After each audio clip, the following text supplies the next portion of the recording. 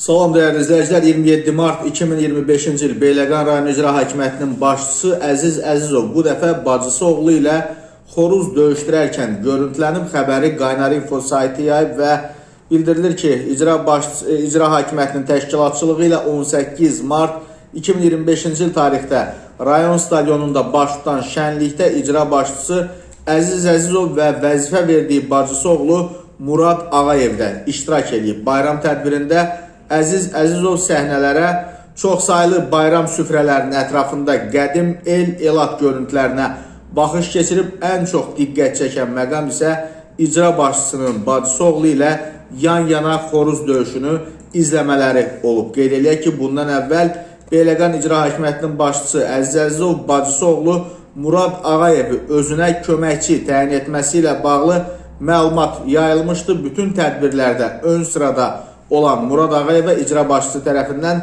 vəzifə verilməsi xəbəri rayon icra hakimiyyəti tərəfindən təksib edilmişdi. Yayılan son görüntülər Murad Ağayevin vəzifəyə təyin edilməsini bir daha təsdiq edir.